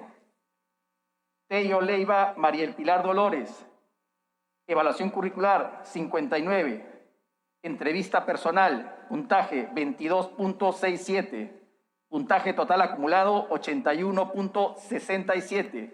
Orden de mérito, séptima. Galvez Montero José Francisco, evaluación curricular 62.00. Entrevista personal, puntaje 15.22. Puntaje total acumulado 77.22. Orden de mérito, octavo. Waldo Jauregui Vicente Rodolfo, evaluación curricular 59.67. Entrevista personal, puntaje 17.44. Entrevista personal 19.22. Puntaje total acumulado 75.44. Orden de mérito, onceavo. Díaz González Oscar Renato Ramón, evaluación curricular, puntaje 56.33. Entrevista personal, puntaje 18.67. Puntaje total acumulado 75.00. Orden de mérito, doceavo. Torres Méndez Miguel Cristian, evaluación curricular, puntaje 57.67. Entrevista personal, puntaje 16.00. Puntaje total acumulado 73.67. Orden de mérito, treceavo. Gutiérrez Tixe Luis Gustavo, puntaje, evaluación curricular 53.11. Puntaje en entrevista personal 20.00. Puntaje total acumulado 73.11. Orden de mérito 14 o 14avo. Rodríguez Méndez Jacinto Tello, evaluación curricular, puntaje 54.33. Puntaje en entrevista personal, puntaje 17.67. Puntaje total acumulado 72.00. Orden de mérito 15º. Eso es todo, señor presidente. Muchas gracias, doctor. Habiendo escuchado la lectura de los promedios y habiendo dado conformidad y aprobación a estos resultados, colegas congresistas, la Presidencia, en acatamiento de lo dispuesto por los artículos 37 y 38 del reglamento, dispone que el cuadro de puntaje final de las entrevistas personales se publique el día jueves 24 de junio del 2021 en la página web de la Comisión Especial y el cuadro de méritos el día viernes 25 de junio del 2021 en El Peruano, en otro diario de circulación nacional y en la página web de la Comisión Especial. Asimismo, dispone que de conformidad con lo normado en el artículo 39 del reglamento se proceda a redactar el informe y elaborar en base al cuadro de mérito la lista de candidatos y o candidatas aptas para ser suscrito por los miembros de la Comisión Especial y entregado a la Presidencia del Congreso.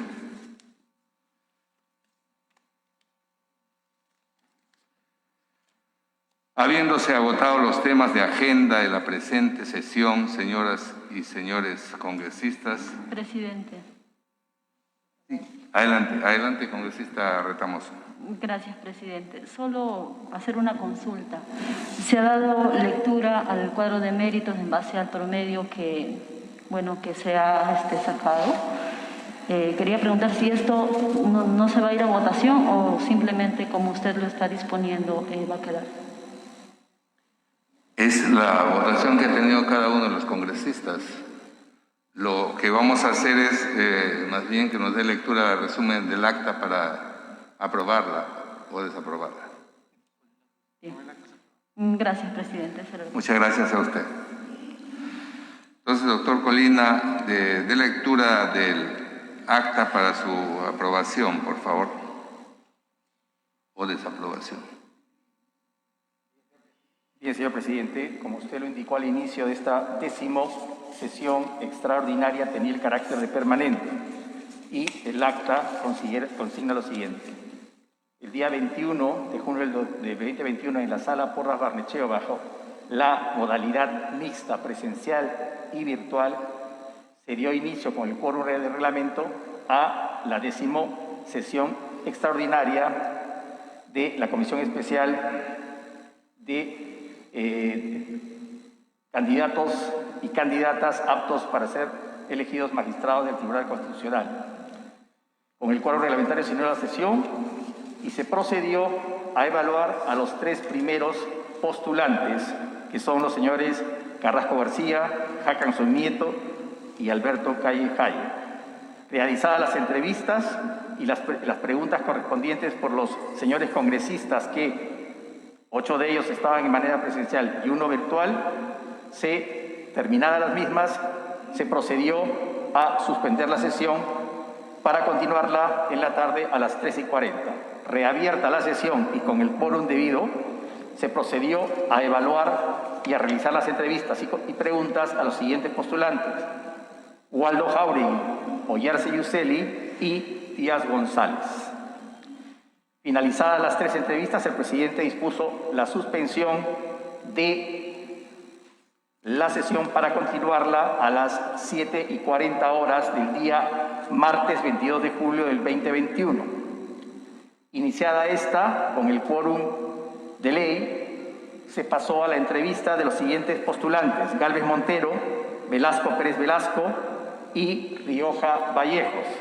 Los señores congresistas que estaban de manera presencial y virtual efectuaron las preguntas que constan en el audio que forma parte de la presente acta.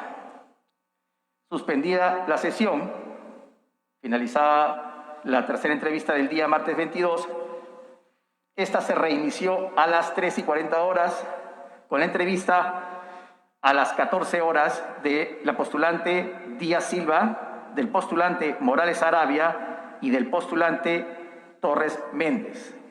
Los congresistas procedieron a formular sus preguntas a los postulantes.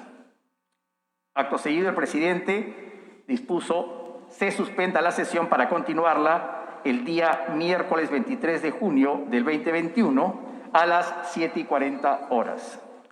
A dicha hora de dicho día, el presidente, con el quórum de reglamento, reinició la sesión y procedió a hacer invitar a la señora participante o postulante Dolores Tello Leiva para hacerle la entrevista del caso. Luego siguieron los doctores Rodríguez Mendoza y Domínguez Aro. Todos los congresistas, de manera presencial o virtual, formularon sus preguntas que constan en el audio y en la transcripción que forma parte de la presente acta. Suspendido que fue por el presidente la sesión, esta se reinició en horas de la tarde para entrevistar de inmediato al señor doctor Hernández Rengifo y luego al señor doctor Gutiérrez Tixe. Finalizadas las entrevistas, el presidente hizo una precisión señalando que el orden de las entrevistas había obedecido al orden de presentación de las carpetas de inscripción al momento de ser recibidas. Asimismo, estableció que el cuadro del orden de mérito había ser publicado conforme lo disponía el reglamento. Se pasó a un cuarto intermedio para que se pudiese hacer la sumatoria y la promediación de las calificaciones. Reiniciada la sesión después del cuarto intermedio, se dio lectura al cuadro final de calificación de los postulantes en la entrevista personal y al cuadro de puntaje total acumulado y orden de mérito. Conforme consta en la presente acta, se insertan los dos cuadros.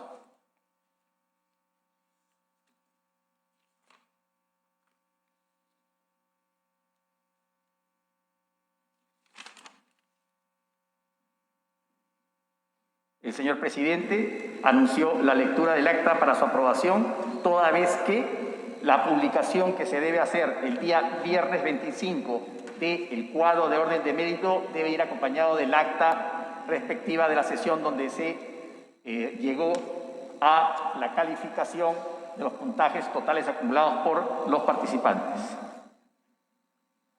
Ese es el acta que se pone a consideración de los señores congresistas, señor presidente. ¿Algún congresista quiere hacer uso de la palabra sobre el acta?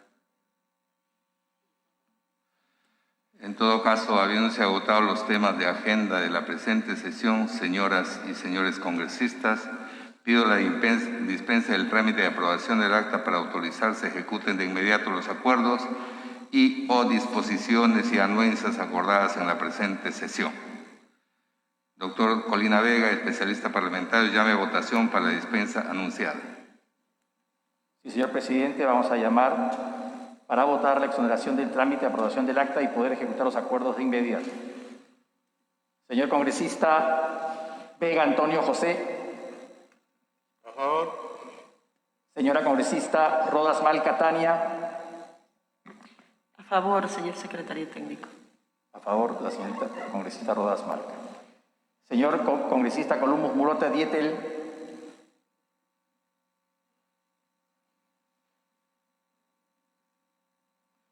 Señor congresista González Tuanama César. A favor. A favor, el señor congresista González Tuanama César. Señor congresista Luna Morales José Luis. A favor. A favor, el señor Luna Morales José Luis. El señor congresista Mamani Barriga Jim Ali. A favor. A favor, el señor congresista Jim Ali Mamani Barriga. El señor congresista Pérez Flores Jorge Luis. A favor. A favor, el señor congresista Pérez Flores Jorge Luis. Señora Retamoso Lezama María Cristina. A favor. A favor, la señora Retamoso Lezama María Cristina. Señor congresista Ruiz Pinedo Rolando. A favor. A favor, el señor congresista. Han contestado 8 señores congresistas por el sí y no ha habido respuesta de un congresista. Con lo que se daría por aprobada la exoneración del trámite de aprobación del acta, señor presidente, para ejecutar los acuerdos. Colegas congresistas, han votado 8 a favor de la dispensa de trámite del acta y sin respuesta del colega Dieter Columbus. La dispensa ha sido aprobada. Muchas gracias, señoras y señores congresistas, reiterándoles de que el día sábado a las 12 del mediodía tenemos una sesión virtual. Se levanta la sesión.